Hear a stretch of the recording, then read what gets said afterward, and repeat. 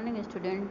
स्वास्थ्य शिक्षण संकुल के इस ऑनलाइन वीडियो में मैं आपका एक बार फिर से स्वागत करती हूँ। आज हम पढ़ेंगे कक्षा 6 का सामाजिक विज्ञान। इसमें मैं आपको पहले अध्याय चैप्टर में पढ़ा चुकी हूँ। अभी आज मैं दूसरा चैप्टर पढ़ाऊंगी। पहले चैप्टर में क्या था कि उनका राज्य विस्तार कहाँ कहाँ का था।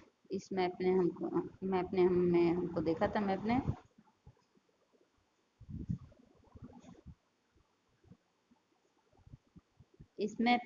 हमने देखा था किसमें, इसमें। ठीक है, अब इसके आगे का मैं आपको पढ़ाती हूँ कि क्या था। चंद्रगुप्त ने अपने जीवन का अंतिम समय जैन मुनि भद्रबाहु के साथ मैसूर में बिताया।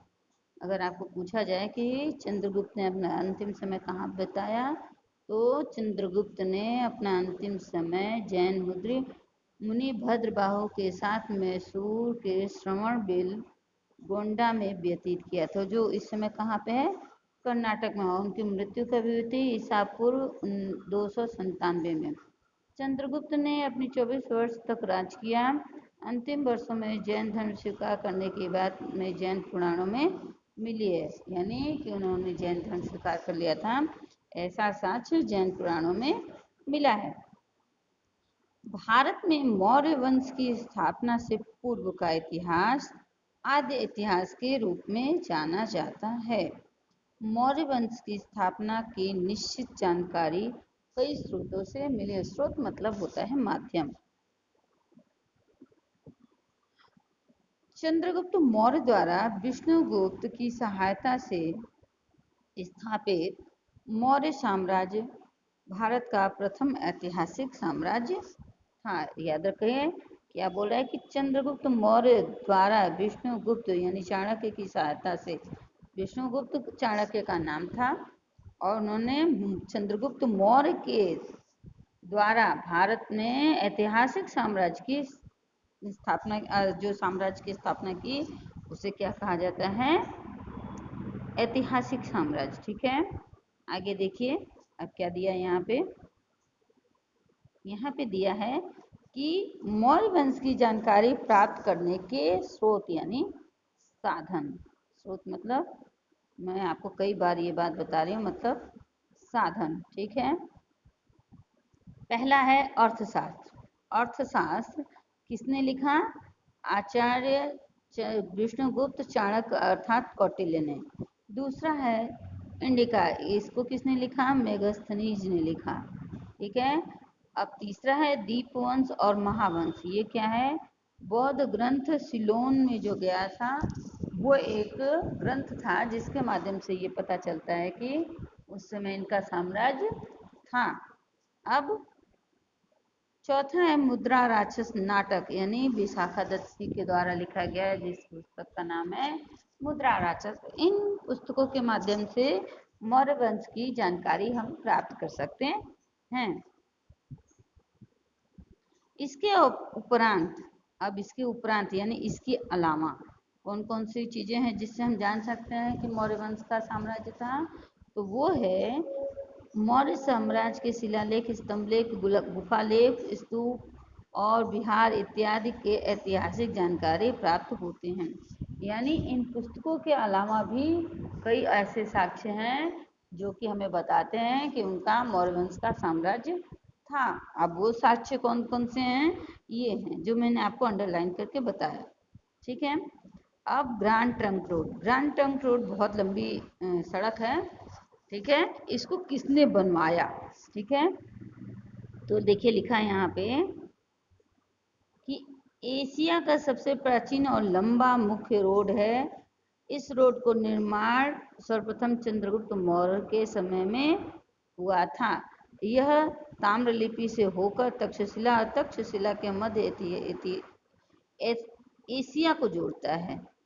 उस समय गंगा के मैदान से गांधार तक यह सड़क थी। शेरशाह सूरी ने अपने शासनकाल में इस रोड का पुनर्निर्माण करवाया। अंग्रेज के शासनकाल में डलहौजी ने कलकत्ता से पेशावर तक इसका पुनर्निर्माण करवाया। वर्तमान समय में यह रोड दिल्ली और कलकत्ता तक राष्ट्रीय राजमार्ग के रूप में जाना जाता है। ठीक है, अगर लेकिन क्वेश्चन जीके में जब आता है कि ग्रैंड ट्रंक रोड किसने सही पूरा करवाया, तो उसमें आता है नाम किसका, जिसने शुरू किया उसका नहीं, जिसने खत्म किया उसका नाम आता है। यानी ग्रैंड ट्रंक रोड किसने बनवाया, शेर शाह सूरी ने। कहाँ से कहाँ तक है, तो दिल्ली से कोलकाता तक। ठीक है, अब आगे देखते हैं क्या लिखा है कि बिंदुसार। अब यहाँ पे हम इसके बारे में पढ़ेंगे, बिंदुसार। अब बिंदुसार कौन था, चंद्रगुप्त मौर्य का बेटा था। कौन था, चंद्रगुप्त की मृत्यु के बाद उसके पुत्र बिंबिसार ने मगध की गद्दी संभाली। अपने पिता चंद्रगुप्त की तरफ से विरासत में प्राप्त विशाल राज्य, विशाल मतलब बड़ा राज्य को यथावत बनाए रखना उसके बाद उसके पुत्र अशोक को सौंप दिया। यानी चंद्रगुप्त का पुत्र बिंबिसार, बिंबिसार का पुत्र अशोक। ठीक है, यही बिंदुसार की सबसे बड़ी सिद्धि थी। यानी कि जो उन्होंने पाया था वो अपने बेटे को उसी रूप में सौंप दिया। ठीक है, यही एक उपलब्धि उनकी थी। बिंदुसार के शासनकाल में राजकुमार सुसीम को तक्षशिला और राजकुमार अशोक को अवंती का राष्ट्रीय नियुक्त किया गया। सुसीम के समय में तक्षशिला में विद्रोह को दबाने के लिए असफल रहा। यानी सुसीम जो था वो तक्षशिला में जो विद्रोह हुआ वो उसको दबाने में असमर्थ रहा, जबकि अशोक ने विद्रोह को दबाकर उसमें नियंत्रण कर लिया। ठीक है, तो आप ये अभी देख रहे थे चंद्रगुप्त सीरियल ना, उसमें ये सब बताया हुआ है। अगर आप देखे होंगे तो ध्यान करके, तो आपको सारे क्वेश्चन के जवाब मिल जाएंगे। ठीक है, आगे देखिए क्या है। बिंदुसार ने अपने शासनकाल में किसी नए प्रदेश पर विजय नहीं प्राप्त की, लेकिन ग्रीक राजाओं के साथ मित्रतापूर्वक संबंध बनाए रखे थे।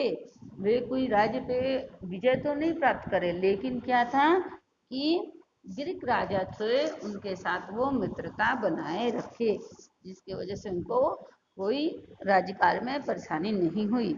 उन्होंने मगध की गद्दी पर लगभग कितने वर्ष तक राज्य किया, लगभग 25 वर्षों तक राज्य किया। ठीक है, अब आए हमारे सम्राट अशोक। सम्राट अशोक के बारे में हम पढ़ेंगे। ठीक है, तो सम्राट अशोक कौन था, चंद्रगुप्त मौर्य का बेटा बिंबिसार, बिंबिसार का पुत्र अशोक। अब देखिए यहाँ पे लिखा है चंद्रगुप्त सम्राट अशोक ईस्वी पूर्व 273 से लेकर पूर्व 232 तक। यानी पिता बिंदुसार के मृत्यु के बाद बड़े भाई सुसीम और दूसरे सौतेले भाइयों के साथ संघर्ष के कारण गद्दी पर बैठने के 4 वर्ष बाद अशोक का राज्याभिषेक राजधानी पाटलिपुत्र में हो। यानी वो जो उनके सौतेले भाई लोग थे उनके वजह से उनको राजगद्दी पे राज्याभिषेक नहीं हुआ, और कितने समय बाद हुआ, 4 साल बाद। राज्याभिषेक होने के बाद अशोक के पिता की तरफ से विरासत में प्राप्त राज्य का विस्तार किया। उसके उनके शिलालेख के अनुसार उनका साम्राज्य वायव्य दिशा में से कंधार और पेशावर से उत्तर भाग में नेपाल तक, दक्षिण में मैसूर और वर्तमान कर्नाटक तक, पश्चिम में गुजरात सौराष्ट्र तक, पूर्व में मध्य बिहार और कलिंग यानी वर्तमान में जो उड़ीसा में आया, ये उनका साम्राज्य विस्तार था। ठीक है, अगर आपसे कोई पूछे कि अशोक का साम्राज्य विस्तार कहाँ तक था, तो आप इसी में से लिख देंगे। आगे है कि कलिंग का युद्ध और अशोक का हृदय परिवर्तन। यानी कलिंग का जब युद्ध हुआ तो उसमें अशोक का हृदय परिवर्तन क्यों हुआ, तो देखिए लिखा है कि मगध के पड़ोस में स्थित कलिंग, यानी जो अभी कहाँ पे, वर्तमान उड़ीसा में है, नंद राजाओं के समय में मगध साम्राज्य का एक ही भाग था, लेकिन मौर्य साम्राज्य की स्थापना के समय वह स्वतंत्र हो गया। कलिंग को फिर से मगध साम्राज्य का भाग बनाने की महत्वाकांक्षा रखने वाला अशोक ने राज्याभिषेक के 8वें वर्ष में कलिंग के राजा यशवंत के सामने युद्ध छेड़ दिया। इस युद्ध से अशोक के विजय प्राप्त हुई। अब क्या था, जब नंद राजाओं का समय था तो मगध का, तो उस समय क्या था, ये कलिंग जो है स्वतंत्र देश था। लेकिन जैसे ही सम्राट अशोक गद्दी पे बैठने के 8वें साल में उन्होंने इस पे आक्रमण कर दिया, जिसका उस समय कौन राजा था, जशवंत। तो उन्होंने उसे हरा के और उस पर अपना स्थापत्य बना लिया, यानी उस पर अपना राज्य करने लगे। अब यहीं से उनका हृदय परिवर्तन होता है। अब हृदय परिवर्तन में क्या हुआ देखिए।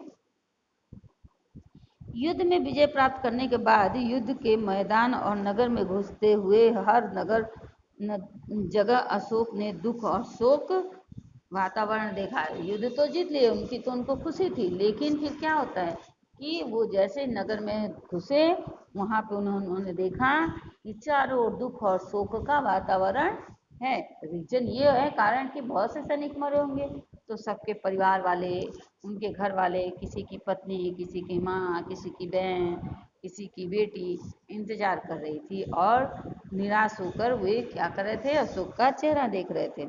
तो युद्ध में हुए विनाश और औरतों बालकों को रोते देखकर वे कलिंग की विजय को भूल गए। और जब उन्होंने इन लोगों को देखा कि इस तरीके से ये लोग परेशान हैं, तो क्या किए कि कलिंग की विजय को भूल गए। उनका जो उत्साह था वो तो उत्साहित हो गए और उनको बहुत दुख हुआ। अशोक का मन अशांत हो गया। अब दुख होगा तो हम अगर किसी बारे में बहुत चीज़ें सोचते हैं, हमारा मन क्या अजीब बातें आती हैं, अजीब अजीब ख्याल आते हैं इत्यादि, ठीक है। तो युद्ध में हुए विनाश के कारण अशोक का हृदय दुख और पश्चाताप, यानी उन्होंने जो किया उस पे उनको दुख हुआ, पश्चाताप से भर गया। युद्ध की निरर्थकता समझ में आ जाने के कारण कलिंग का युद्ध उनके जीवन का अंतिम युद्ध बना। अब वो सोचने लगे कि अगर युद्ध करने से हमें कुछ नहीं मिलता है, केवल क्या मिलता है, राज्य का विस्तार होता है, लेकिन उसके बजाय उसके मतलब उसके कहा जाए कि राज्य प्राप्त करने के लिए अगर हम अपने सैनिकों को खो देते हैं और उनकी वजह से उनके परिवार वाले दुखी हैं, अगर राज्य में सुख शांति नहीं है, कोई सुखी नहीं है, तो हमें ऐसे राज्य का विस्तार करने से कोई मतलब नहीं है। यानी उनके मन में ये चीज आ गया, ठीक है। तो वो ये समझ गए कि राज्य जीतना क्या है, निरर्थक, यानी इसका कोई मतलब नहीं है, निरर्थक बात है, ठीक है। यहाँ दिया है बौद्ध साधु उपगुप्त के उपदेश, कौन साधु दिया था, उपगुप्त नाम था उसको, ठीक है ना। उन्होंने शास्त्र, उन्होंने क्या किया,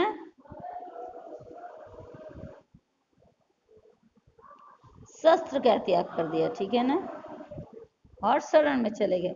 बौद्ध धर्म स्वीकार करके अशोक राजपुरुष में से धर्मानुरागी अशोक बन गए। यानी जब वो उपगुप्त ने उनको उपदेश दिया तो उन्होंने शस्त्रों का त्याग किया और राजपुरुष से धर्मानुरागी अशोक बन गए।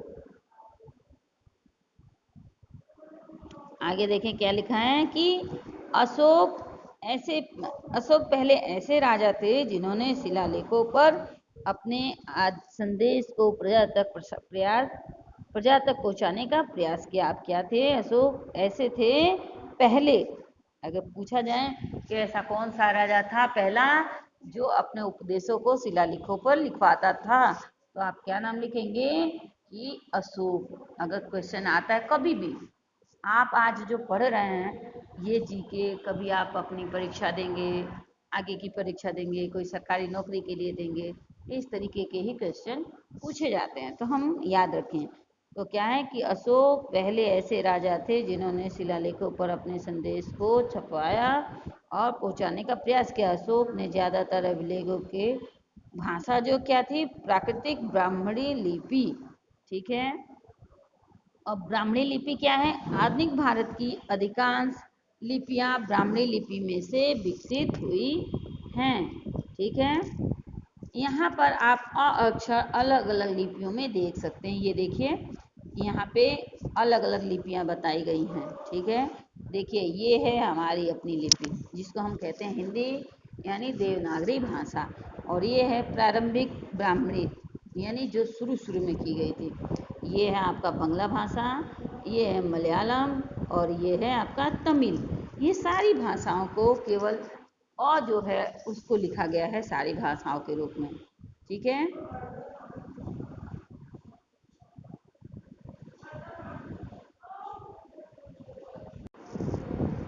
इसके बाद क्या हुआ कि कलिंग युद्ध का वर्णन करता अशोक का शिलालेख, यानी जो कलिंग में किस प्रकार का युद्ध हुआ था उसको आप वर्णन क्या करता है, शिलालेख। राजा बनने के 8 वर्ष बाद मैंने कलिंग पर विजय प्राप्त की।